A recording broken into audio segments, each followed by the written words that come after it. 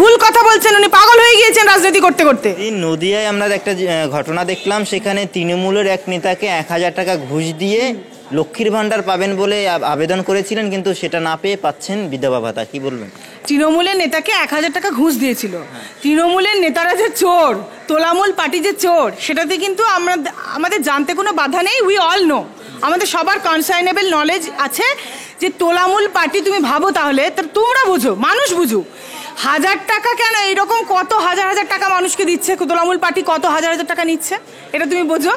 1000 টাকা নিয়ে আজকে কিন্তু ওরা বলছে যে আমি তোমার ভাতা দেবো, মানে লক্ষ্মীর ভান্ডারে দেবো। দাপাত কি দিয়ে দিয়েছে? বিধবা ভাতা, এটাই বলছো তো। তো তাহলে তাই তো দেবে সে, কারণ সে হয়তো বুঝেছে এই তাকে কিছু একটা করিয়ে দিতে হবে। সে তখন মদ খেয়েছিল, বা আমি কি করে বলবো? দেখো, এই যে বললাম, যদি অশিক্ষা, আজকে শিক্ষাটা আমার দেশের জাতির মেরুদণ্ড, সেই শিক্ষা ব্যবস্থাটা যদি বিক্রি হয়ে যায়, সে তো অশিক্ষিত নেতা। সে হয়তো ভেবেছে যে আমি 1000 টাকা নিয়ে আমি একে পাইয়ে দেবো, একে আমি বলবো। সেও সাধারণ মানুষ, বোকা মানুষ, সে কি করবে? রাজ্যে নারীদেরকেও তো বোকা বব্বর করে রাখাটাই হচ্ছে মাননীয়ার কাজ, যেটা সিপিএম আমলেও চেয়েছিল। 4 অবধি পড়বে, শিক্ষা দেবে না, মানুষ পড়াশোনা করবে না, ইংরাজি কোনো শিক্ষা হবে না, ইংরাজি পড়তে দেবে না, ইংরাজি শিক্ষা হবে না, দেবে না। তাহলে সেই সিপিএম এর নীতি তো ওই তো বললাম, মাননীয় জ্যোতি বসুরই তো হচ্ছে সবচেয়ে মানে খুব প্রিয় ছাত্রী হচ্ছেন আমাদের মাননীয় মমতা বন্দ্যোপাধ্যায়। তাহলে তুমি, সে তার রাজ্যকে, তার দলে কি কি নেতারা থাকবে, তাদের কি কি মনস্কতা হবে, সে 1000 টাকা তো নেবেই। সে তারা তো এটাই করছে। আজকে অভিষেক বন্দ্যোপাধ্যায়ের ঘরে লিফটটা কি করে হয়েছে? এই রকম তোমার কি মনে হয়? আজকে সুইস ব্যাংকে এত এত টাকা, বিদেশে এত এত সম্পত্তি, প্রপার্টি মাননীয় করে রেখেছেন, সেটা কি সব তারা স্বচ্ছ রাজনীতি করেছেন? মানুষের টাকা, তোমার আমার টাকা, আর তার চাষাটা কি? আমার কাছে প্রমাণের তো দরকার নেই। শোনো, শাসক যখন চুরি করবে, শাসক কি প্রমাণ রেখে চুরি করবে? কিন্তু প্রমাণ অনেক কিছুতেই আছে, প্রমাণ অনেক কিছুতেই আছে। আমরা জানছি, তোমরাই খবর করছো, তোমাদের মতন ছেলেমেয়েরাই খবর করছো, নিউজেই তোমরা দেখছো। দেশ, রাজ্য, রাজনীতির কিছু তো খবর জানতে হবে। যেটা কেউ যাহা রটে তাহার কিছু তো বটে। মাননীয়ার নেই বিদেশের সম্পত্তি, মাননীয়া বলতে পারবেন, মাননীয়াই বেশি ডিক্লারেশন দিক না প্রেস কনফারেন্সিং করে। আমি তো এত ইম্পর্টেন্ট লোক নই। যিনি ইম্পর্টেন্ট লোক তিনি বলুন যে না আমার নেই, যেটা বলছেন সেটা ভুল বলছেন। বা অভিষেক বন্দ্যোপাধ্যায়ের আজকে বাইরে যে এত প্রপার্টি, সেগুলো কি কোথা থেকে হয়েছে? একটা মানুষ সে কত টাকা সে মাইনে পেতে পারে একটা মানে সাংসদের বা একটা পদে থেকে, যে সে আজকে বিদেশে এত টাকা প্রপার্টি করে ফেলেছে? তার কারণ শেখ শাহজাহান তো নিজেই বুঝতেই পারছেন যে কিভাবে শাসক দল, তোলামূল পার্টি কিরকম ভাবে সমস্ত ইনভেস্টিগেটিং প্রসেস এইগুলোকে ম্যানিপুলেট করে, ইনভেস্টিগেটিং প্রসেসগুলোকে কমপ্লিটলি ভাবে নষ্ট করে দিয়ে, ট্যাম্পার করে দিয়ে এভিডেন্সগুলোকে তারা কিভাবে দিনে দিনে তারা কিভাবে ক্ষমতায় টিকে আছে, এবং তারা কিভাবে নিঃস্বার্থে, যেমন তোমাকে আমি এক্সাম্পল টেনে বলবো, হাঁসখালি বলো, তুমি আজকে যদি তুমি আজকে আমাদের কামদুনি কেসের ক্ষেত্রে বলো, সিআইডি কিভাবে ম্যানিপুলেট করেছে। আসল যারা অপরাধী, যারা 10 বছরের উপরে জেল খেটেছে, তারা কিন্তু আজকে অ্যাকুইটেড হয়ে গিয়েছে, মানে ছাড়া পেয়ে গিয়েছে। তাহলে তোমাকে এটা বুঝতে হবে, শাহজাহান শেখও কিন্তু আজকের দিনে এটাই ভাবছেন, আমি আবার বেরোবো এই পুলিশের হাত ধরে, এই পুলিশ আমায় কিছু বছর জেলের মধ্যে রাখবে, তারপরে আমাকে সেখান থেকে বার করবে। আরে সিবিআই গ্রেপ্তার করলেও একটা জিনিস বুঝতে হবে, মেন যে তদন্তের প্রথম হচ্ছে পুলিশ। সে যখন ট্যাম্পার করে দেয় এভিডেন্সগুলো, সে যখন তোমার সমস্ত যা যা উইটনেস সেগুলোকে ইন্টিমিডেট করে দেয়, তখন সেই ক্ষেত্রে সিবিআই এর কাছে তো সমস্ত ডেটা যায় না। পুলিশ তো প্রথম ফার্স্ট ম্যানিপুলেটার। প্রিমা ফ্যাসি যেটা প্রাইম হ্যান্ডে থাকে, সেটা পুলিশেরই প্রিমা ফ্যাসি হ্যান্ডে। নাকি বামেরা যেটা বলে যে তৃণমূল এবং বিজেপির সেটিং, সেই জন্য শাহজাহানও এত মানে আশা দেখতে পাচ্ছে যে তার কোনো ভয় নেই।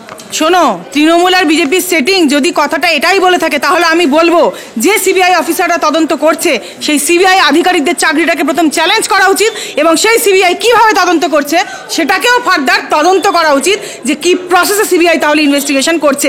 একজন আধিকারিকের ফল্ট বা কিছু করাপ্টেড কেন্দ্রীয় অফিসারের ফল্টটাকে যদি কোনোদিনও আজকে বিজেপির নামে দাগিয়ে দেওয়া হয় বা কেন্দ্রীয় সরকারের নামে দাগিয়ে দেওয়া হয়, আমি সেটার কমপ্লিটলি সেটার বিরুদ্ধে এবং সেটার চূড়ান্ত ধিক্কার এবং নিন্দা জানাচ্ছি। যাই কিছু হবে, সমস্ত কিছুই বিজেপি সরকার তথা কেন্দ্র সরকারের উপর দাগিয়ে দেওয়া, সে আসল মূল কালপ্রিট, যারা সেটিং করে আজকে বাড়ি গাড়ি বড়লোক হচ্ছে, সেটা মনে হয় কোনো সুস্থ গণতন্ত্র তথা কোনো সুস্থ রাজনীতি হতে পারে না। হ্যাঁ, তার জন্য তাকে আবার পুলিশ এসে হ্যারাসও করছে, যেটা খবরটা শুনলাম। তাহলে দেখুন, যে রাজ্যে আজকে অশিক্ষা হচ্ছে মেরুদণ্ড, কোনো শিক্ষিত লোক তারা আজকে ধর্ণা করছে, তারা বলছে আমাদের চাকরি চাই, চাকরি চাই, চাকরি চাই, আমরা কেন এত পরীক্ষা দিয়ে পড়াশোনা করে যোগ্যরা আমরা কেন চাকরি পেলাম না? তাহলে যে দেশটাই, যে রাজ্যটাই চালাচ্ছে অশিক্ষিত বর্বর নপুংসকরা, তাদের দ্বারা তারা আজকে লক্ষ্মীর ভাণ্ডারকে বিধবা ভাতা বলে ভুল করবে না, এটা তো হয় না, করবে ভুল, এটাই তো স্বাভাবিক। তার জন্য মাসুল গুনতে হচ্ছে সাধারণ মানুষকে, সাধারণ নারীটিকে, কারণ তাকে পুলিশ এসে হ্যারাস করছে। এটাই বলবো, দেখুন আপনারা আরও বেশি করে ক্ষমতার মানে চড়াইতে এই শয়তান লোকগুলোকে বসান, তাহলে এটাই হবে। শয়তান মূর্খ লোকগুলোকে বসালে এটাই হবে। সন্দেশখালীতে দাঁড়িয়ে মমতা বন্দ্যোপাধ্যায় বলেছিলেন কেউ টাকা দেবেন না, এটা আপনাদের অধিকার, কিন্তু সেই মানুষগুলো তাহলে টাকা দিচ্ছে কেন? মমতা বন্দ্যোপাধ্যায় তখন কি করছিলেন? দেখুন, ফেব্রুয়ারি 2024-এ সন্দেশখালীর মামলাটা আমি প্রথম ফাইল করলাম, জনস্বার্থ মামলা। তারপরে আমাদের আরও নেত্রীরা, যেমন প্রিয়াঙ্কা দি, এরা আরও অনেকে ফাইল করেছেন এবং অ্যাফিডেভিট ড্র করে আমরা জমা করেছি যে কোন কোন নারীরা নির্যাতিতা, তারাই কিন্তু মুখ ঢেকে, কারণ এটা আমাদের আইনি প্রসিডিওর, ডিউ প্রসেস অফ লটা মেনটেন করে আমরা কিন্তু তাদের নামগুলো যেহেতু ডিসক্লোজ করতে পারি না, আমরা অ্যাফিডেভিট জমা করলাম কোর্টের কাছে। তারপরে কোর্টের একটা টাফ মনিটর সিস্টেমের মাধ্যমে আজকের দিনে কিন্তু মানে অ্যারেস্টেড হলো শেখ শাহজাহান। বারবার মাননীয় বিচারপতির ইন্টারভেনশন, মানে আমাদের মাননীয় চিফ জাস্টিস মহাশয়ের কথা বলছি আর কি, কিন্তু হলো না। তখনও পর্যন্ত কিন্তু শেখ শাহজাহানকে অ্যারেস্ট করা গেল না। After long duration court monitor করার পরে করা হলো।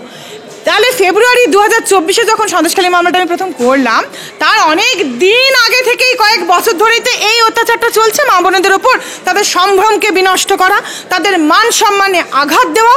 তাহলে এটা যখন দিনে দিনে হয়ে চলেছে, তখন মাননীয় একবারও দেখতে পেলেন না, চোখে কানে কিছুতে, কান নাক সব উনি তখন বন্ধ করে থাকলেন চোখ।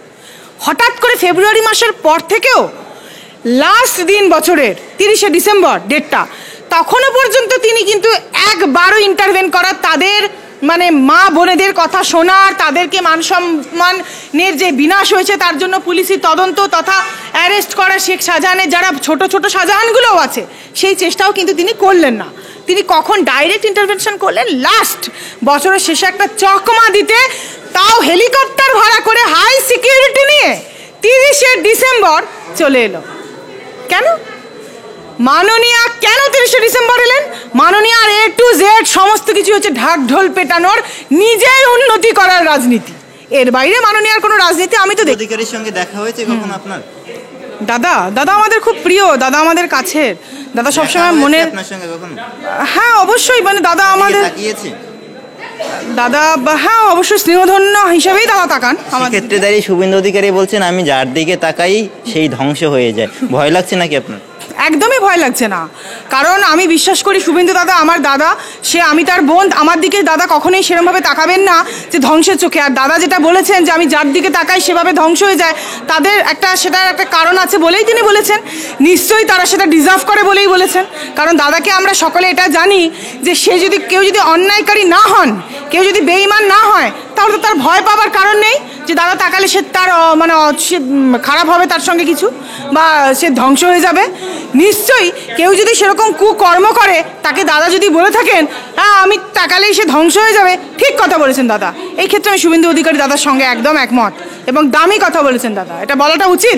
তার কারণ এরা প্রশ্রয় পেতে পেতে যে লেভেলটা বেড়ে গেছে এদেরকে তো দেখুন, আমরা আইন মেনে চলি, ঠিক আছে, দাদাও আইন মেনে চলে। আমরা তো লাঠি সোটার রাজনীতি করি না, যে লাঠি দিয়ে মেরে দেবো, কেটে দেবো, রক্ত গঙ্গা বইয়ে দেবো। যারা বলে তারা কি তাহলে করে বলুন আপনি? যে বলুন বেলডাঙ্গাতে বসে 30% আমরা সংখ্যা, মানে গুরু, আমাদের যারা 30% সংখ্যালঘু আছে হিন্দুদেরকে কেটে রক্ত গঙ্গা বইয়ে দেবো, ভাগীরথীর জলে ভাসিয়ে দেবো। তাহলে যারা বলছে যে জান্নাত পেয়ে গেছে একটা ধর্ম নিয়ে, কই তখন তাহলে কি হচ্ছে? তারা কি ধরনের রাজনীতি করেন? দাদার যদি এটা দাদার ডিফেন্সের মধ্যে এবং ব্যক্তি বাক স্বাধীনতার মধ্যে, ব্যক্তি স্বাধীনতা অ্যালং উইথ বাক স্বাধীনতার মধ্যে দাদার এটা পড়ে যে আমি যাদেরকে তাকাবো সে ধ্বংস হয়ে যাবে, দামি কথা বলেছেন দাদা, 100% বলা উচিত।